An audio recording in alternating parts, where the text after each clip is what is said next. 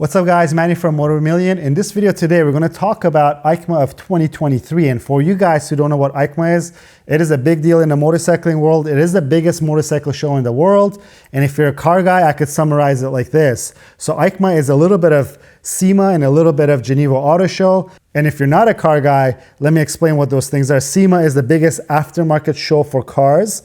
And Geneva Auto Show is the biggest manufacturer auto show in the world for cars. So EICMA is kind of both of them put together, where manufacturers traditionally release all their new models because all eyes are on EICMA at the time. And also the aftermarket world has a lot of say, and they bring a lot of great bikes over there to show what they've done with these bikes. There's the Motomillion team behind the camera that they're going to ask me some questions and kind of direct me towards all the brand names that are relevant. So here we go. All right, so I guess let's start with Aprilia. What about that new 457? I don't know. I guess I may be missing out on something because, again, I'm only into superbikes and that's the only thing that I follow. Aprilia didn't release any new superbikes. The RSV4 is unchanged. I guess it's a big miss from them because they're doing so well in MotoGP that they could have released the livery, done something special with the RSV4 that could have been a good sales hit, because don't forget, I think there is a big appetite in the market right now for consumers that want these special bikes. But that being said, it doesn't make me unexcited of the Aprilias, because if you guys didn't know, we're supposed to be receiving a 2023 RSV4, the new white livery. I think that was the biggest thing that was, but they released it in Misano, MotoGP, and not here at EICMA this year. So there's going to be a white RSV4. So we're going to be doing 650E's build series on that bike, and we're directly getting involved in that this time around. So I'm excited for that, but I think in terms of relevancy to me and to Motomillion, there wasn't much happening in the superbike field with Aprilia. So Aprilia, what would you rate them? They're showing out of 5 stars. 0 to 5. Out of 5 stars? They had the MotoGP bikes there. That's cool for someone who went there. I don't know, 2.5 stars? No special models, but GP bikes were there, so 2.5 stars. The next brand we should go over is BMW. Well, this is going to be easy. Again, guys, I don't hate BMWs, but BMW missed out on the show this year again. They were a no-show. Mind you, I don't know, they have some new bikes that came out, right? The R1300 GS Adventure could have been debuted in EICMA, but they decided not to be there. And in terms of superbikes, I don't think they have anything that's exciting, but they could have probably showed the new World Superbike that they're going to be running, because they have that big name, Toprak Razgatlioglu is going to be running the World Superbike team, and their rider, he's a big name, I think, in the World Superbike. They kind of missed out on that. That would have been a big thing for them, but I guess it's very German of them. They just didn't show up. Maybe they just don't see the value in it. I talk to people in the industry that they say every year the cost is very high. This year, in terms of the business-to-business side, wasn't as great as the previous years, and I think kind of COVID took that away. And in terms of consumer side, it was an overwhelming attendance over there. So I think BMW could have won the hearts of some people there, but I think that kind of is a miss on their end. Why wouldn't they just show up with the new M1000 and the double R and single R? I think, I just said it, I think it's them being German. They're very logical, and there's no emotions involved with most of the stuff that they do. I think in the business world, don't get me wrong, I'm not drawing any stereotypes, but you know, they are the best engineers in this world, and if you think it through logically, it probably doesn't make sense financially for them to show up at EICMA. But I also kind of joke around, and they say they're fixing all their broken bikes. That's where all their budget is going, but we're not going to get there. But yeah, I think that's what it is.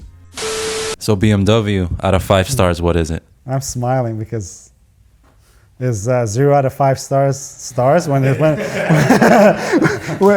it's 0 stars, there's no stars. Yeah, I mean, they weren't there, so it makes sense. Yeah, it makes it a 0 star, unfortunately. I think it's a miss on their part, man. I wish we could even give it 1 star, but 0 stars. No stars. Let's go next to Ducati. Well, I'm smiling because you know what I'm going to say. I'm accused of being a Ducati fanboy, and by all means, I don't think I'm a Ducati fanboy, but I do enjoy where they're at right now. I'm a MotoGP fanboy and they're doing really good, so it kind of rubs off on me that I associate Ducati with it. At EICMA, they released, I guess, their new Hypermotard Mono. There's nothing new in terms of superbikes except that new Anniversary 916 model, which is based on an SP2. Again, this goes to show you what Aprilia missed out on, right? Because Ducati is really riding that way of the special editions. They're doing really well for themselves in terms of sales. So for me, it really doesn't tickle my feathers. Is that the right thing to say? Tickle my feathers or ruffle my feathers? Yeah. No, okay. It doesn't tickle my pickle. Okay, so let's go back there. So to me, it really doesn't do much because I don't know. I think we could do a better special edition based on an SP2 than that 916, but there is the market for it. So all to them, if they could sell it. The bike is a good looking bike if you ask me. The other bike that I think was a big hit over there was the Multistrada V4 RS. It's a cool looking bike, and I think they did well for as a brand name, but in terms of excitement in the superbike field, there was nothing special. But we'll see what there is to come. But also they had the Unica program where they showed off that Street Fighter V4 that they did. I think that's cool. Again, I don't know how that translates with the people that want something cool, but they can't afford those Unica bikes because they're quite expensive. I think that's where companies like us come into play, where we could do something cooler because it is a true one-off, and you could get something really, really special. And I dare to say something even better than what the Unico program can put out. Being that you're a big Ducati fan, what do you think Ducati could do to make an improvement on what they have right now going forward? I don't know. I think they're on a high horse. It is a very exciting brand. The Ducatis, to me, has always been the Ferrari of the motorcycling world. To be honest, I think they're doing great. As a consumer, I really like what they put out. Maybe don't raise your prices, because I think the last I looked, the Panigale V4 was starting off at like 28,000 for the base model, and the S models are at 30,000 plus. That kind of puts it out of reach of a lot of people. Again, all the costs associated with manufacturing stuff, everything has gone up in price. So I think that could be one thing that I would criticize them on. But then again, it's hard to criticize them on their pricing structure. But in terms of brand and excitement, I think they're just spot on. You have another question for the I was going to ask you, how much is the Unica program? I don't know, because I haven't asked. And you know what they say, if you can't afford it, don't ask. But I think it's 80,000 plus for these bikes. Just judging by just the Lamborghini special models are 60,000, 70,000. I think these Unicas can run up to $80,000 to $100,000 mark. So that's my guesstimate. Wow, like over $100,000. That's pretty over the top, considering we've worked on special bikes like the SP2 right there. I don't know if it's over $100,000 to be honest, but I know it's over 80 grand. And judging by what we've been able to accomplish and some of these special builds that we've done for some special clients, that's where my opinion is based off on that. Yeah, it's great for maybe collectors that they're not really involved in motorcycling, because there's a lot of transition from cars into motorcycles now that these collectors are trying to get motorcycles. But I think for a true enthusiast who even can afford a Unico program, the builds that we've done, I think they stand their ground, that they, even just price point wise, they're better bang for the buck, but also enthusiasm wise or specialness wise. Ducati out of 5 stars? I don't know. That's hard to say, because I have to think about this really good, because you guys call me a fanboy. It doesn't get under my skin. I kind of find it funny because I know that I'm not. 3.5 stars maybe, or 3.75. Let's even, no, 3.5. Let's not go in that to detail, just because there could have been maybe something else released, but maybe even 4 stars, because I think that's too high. That's too high? 4 is a little too much. 4 is too close to 5. I would say 3.5 is good. Yeah, you okay? Yeah, so there you go. I just didn't want to upset anyone, so 3.5 stars it is. What did Honda bring up? I think Honda released the new 2024 Fireblade SP. I think it's cool. You know, I'm an old Honda guy. I've been riding in Repsol 1000 back in 2009-ish. That's kind of, I don't know, it's a touchy subject because when it was released in 2020, and if you guys want to go watch a video, we actually have a video of me just talking in depth about the new Honda, but I'll make it short. In 2020, when it was released, I was really intrigued. I was after that sensation that 2009 Repsol 1000 offered. It was kind of there, but I think they missed the point with the price point. It was 28 grand, and 28 grand 3 years ago was a lot more money than it is today.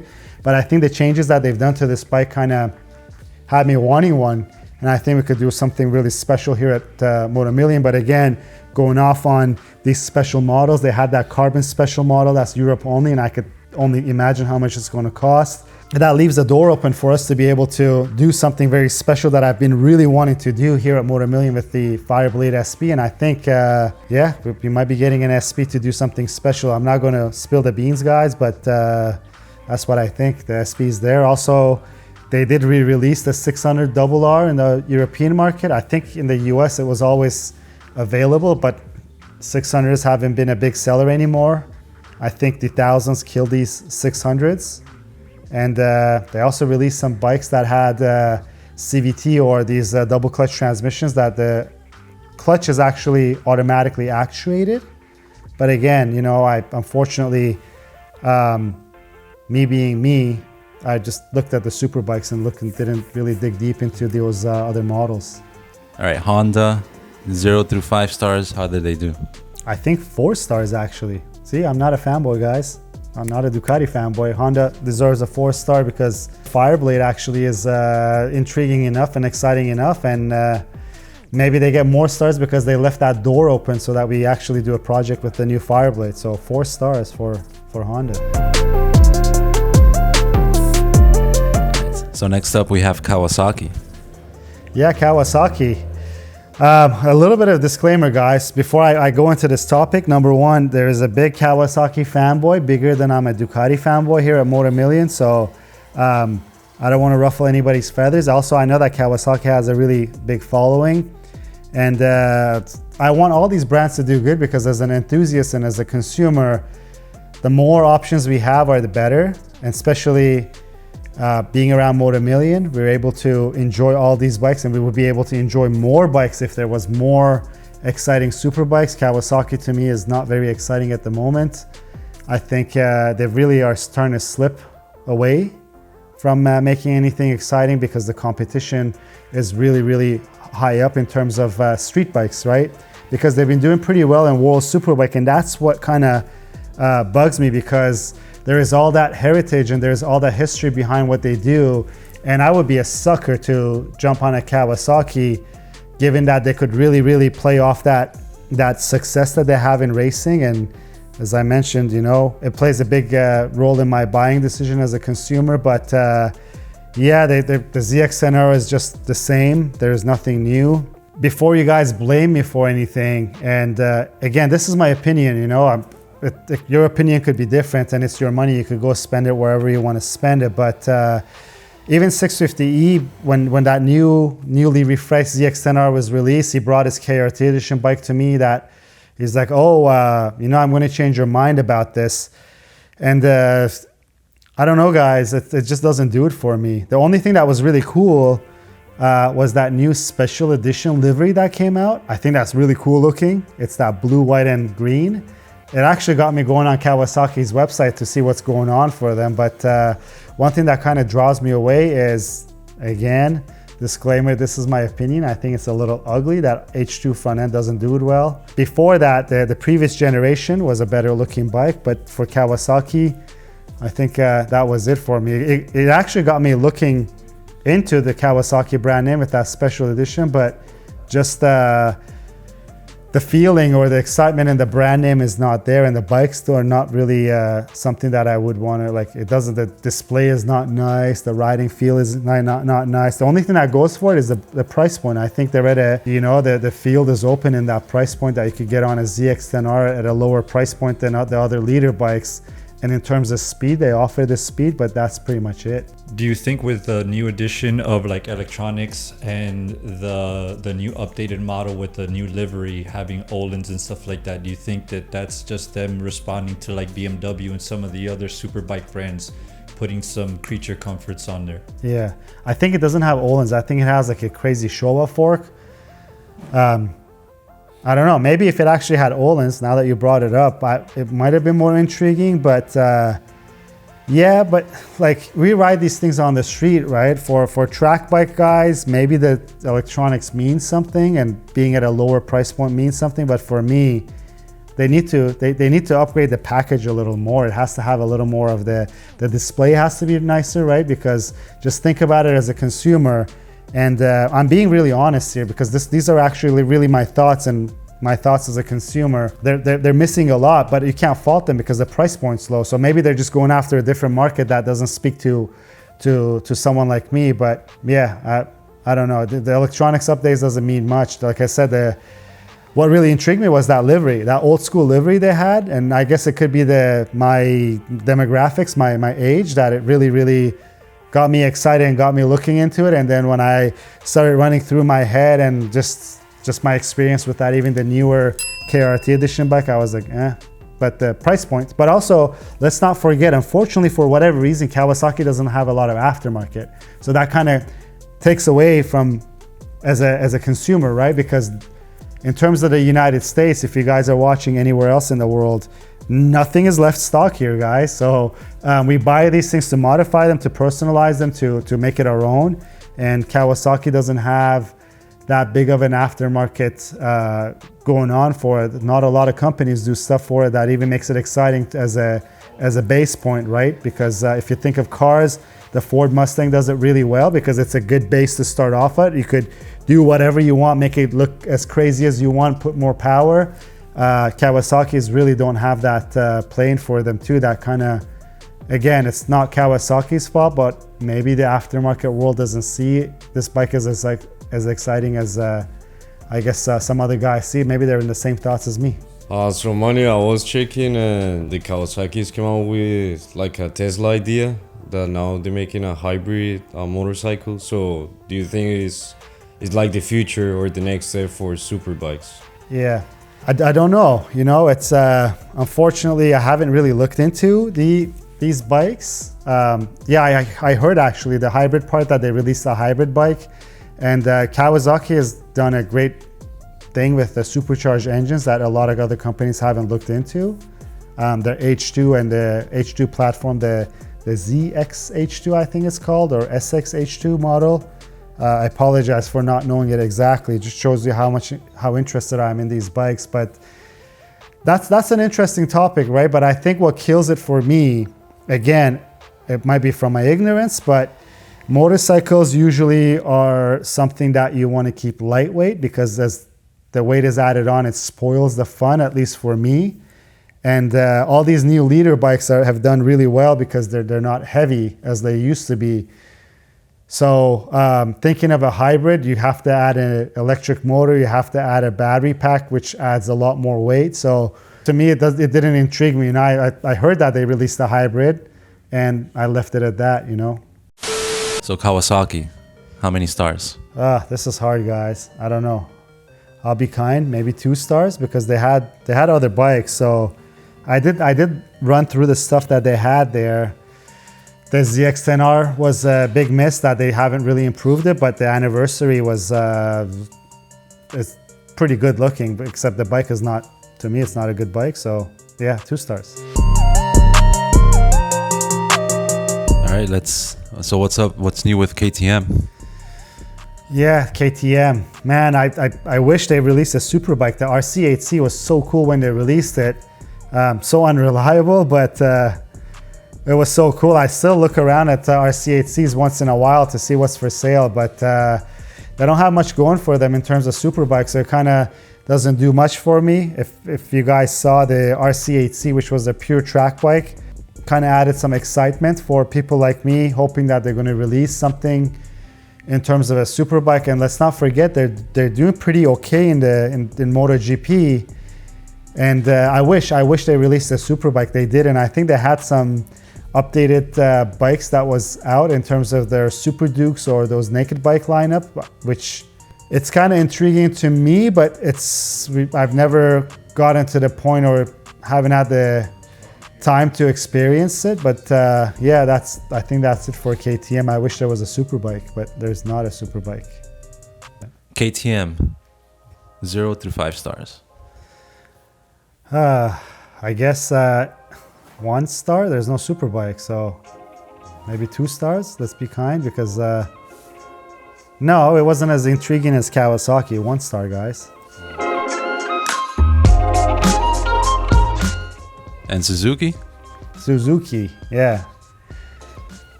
That's my answer, guys. I don't know. All right, let's move on then. Yamaha. Suzuki just left the MotoGP field while they were doing so good. I don't know what's up with them, man. It's the GSXR 1000 is iconic, right? Because early 2000s, late 90s, that was the bike that we all sought after. The Gixxer 1000s were the bikes to have, all the way up to, I think, mid 2000s. They were exciting. They were the bike to get, and then they kind of died off. Honda took over. I wish they could do something with the GSXR 1000 branding, right? Because the company is there. They have the heritage. They were doing so good at MotoGP. I don't know why they left. I don't know. There was not much going on at Suzuki, so I really didn't look into Suzuki much. So how did Suzuki do? Suzuki, I guess it did better than KTM, worse than Kawasaki, right? So 1.5 stars. This is easy. The Yamaha. Well, it's no secret that we love the R1M here, and we're hoping for a new R1M. They didn't release a new R1M. I think I didn't really look for it because I had some inside information, let's say, that the new one's not coming yet. They are working on one apparently, and I hope they keep working on it. They actually release it, because as you guys know, some brands kind of develop stuff and don't release it. Other than that, I don't know. I really didn't look at it. I'm not upset, but as a consumer, I think the Japanese bike to have is the R1M, and for 2024, it's unchanged. They changed the livery, so it's good news for you guys who don't want a Ducati or a BMW or even an Aprilia, that you could jump on an R1M. And I've always called it the Ducatis of the Japanese world. I think when I called them that, there was a lot of nasty comments. I actually complimented it that way. It's one of the most exciting super bikes that are out, guys. If you are into buying a bike not for the power figures or not for the tech spec sheet, it is a damn nice bike. There's not a new one, but that was it for me for Yamaha when I looked at it. And how do you feel about the new Yamaha MT-09 and MT-09 SP with the new headlights? Yeah, excuse me, but I didn't look at it. I think the MT-09 is a cool bike. I've never experienced it, but as me, myself, and as Manny, I don't look at those bikes, unfortunately. I've been too spoiled being around these amazing bikes here at Motomillion. But again, it's I think it's a different segment than what I'm involved in, right? So maybe if MT-10 might be a better bike for me to experience. Because given that the Street Fighter and the Chuono kind of got their shine taken away by the new Street Fighter V4, would have been more. But yeah, unfortunately, I apologize. I don't have much to say about it. Yeah, I guess the guys here at Motomillion, they have a thing for MT-09s. They showed me the pictures just so that I kind of look at it and say something to you guys. It looks cool, yeah.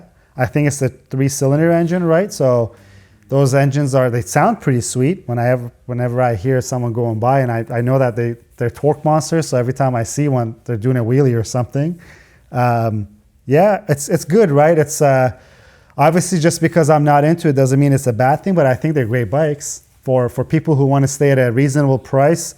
I often tell people that talk to me about getting someone who actually wants my opinion on stuff. I don't know why you'd want my opinion, but when guys come and ask me and say, what bike should I get? It's usually an MT-07 or an MT-09 that I refer. So yeah, it's looking great. Last but not least, how did Yamaha do? Okay, Yamaha. Should I make myself a Yamaha fanboy and give it 5 stars? Well, The R1M is unchanged. I knew about it, so that's no surprise to me. Maybe surprise to some of you guys that was waiting to see a new R1M or an R1. They had a lot of other models, you know, as you guys brought up the MT-09 and stuff, so maybe a solid 3 stars for them. In terms of the overall show, what caught your attention? So I guess this is the time that I could talk about an aftermarket, because when we talk about overall show, as I mentioned, the aftermarket scene has a lot to do with it. There's a couple things that really caught my attention. Let me tell you this. I think we talked about this in the M1000RR build plans video, if I'm not mistaken. If we didn't talk about it, maybe I just didn't say it. But there is a dry clutch that's coming for the S1000s and the M1000s by STM. Yes, it caught my attention. I did reach out to STM to see when we could get it. I think they said March of 2024. So that was one thing that stood out in the aftermarket world. Again, all the brand names that we deal with, most of them were represented well, and they had some big bangers there, right? Because Moto Corsa and Full 6 had the DFL V4 with the beautiful Termi exhaust and all the crazy billet pieces that Moto Corsa did. So that was I think that was a showstopper. I think it was the best DFL V4 that was at the show. It was Evotech that had their, I think they call it the F22 Raptor. I don't know why, but they had that Panigale V4, the beautiful Panigale V4, which was actually a 21, not the 22, the new body work, but it was still the wingleted wide body one. That was cool because it had, again, I love it because it's kind of inspirational for me, right? Because we kind of do builds here. They had all the blue anodized parts on it. That looked stunning. And unfortunately, I wasn't there. I actually was supposed to be there. And I had some last minute things that unfortunately I had to skip out on the EICMA because it was more personal things. I wish I could go. I was even booked, you know, I had flight tickets and everything. But from what I spoke to the suppliers, I actually had a conversation with David from Moto Corsa this morning before we're filming. The support was, the consumer was heavily involved. There was a big turnout. As I mentioned earlier in the video, there was no big turnout like the back in the day for the business to business side of things. But overall show, I think it's a great thing for the motorcycling world that it's going strong, that the consumers get to go there. There's a lot of representation for the aftermarket brands, the manufacturer brands that are there. So for some people that are not around all these crazy bikes and all these crazy things, let's not forget it's a good way that you could just pop into a show and there's everything and anything that you want, you know. So I think the show was a success. It's a shame that I wasn't there, but there's always next year, guys. So that's what I think. I think EICMA probably gets 5 stars if you guys want me to give it a star rating, because you can't fault them. After all that Italy's been through with COVID, it's great that they're going strong, and I think this was a comeback year, because I think last year wasn't as strong, so this year was a comeback year. So I guess that's it, guys. I don't know what you guys think about this format. If you like it, please let us know. And as I always say, if you like the video, please give it a thumbs up. If you have any questions or comments, leave them down below. Until next time, guys, have a good one.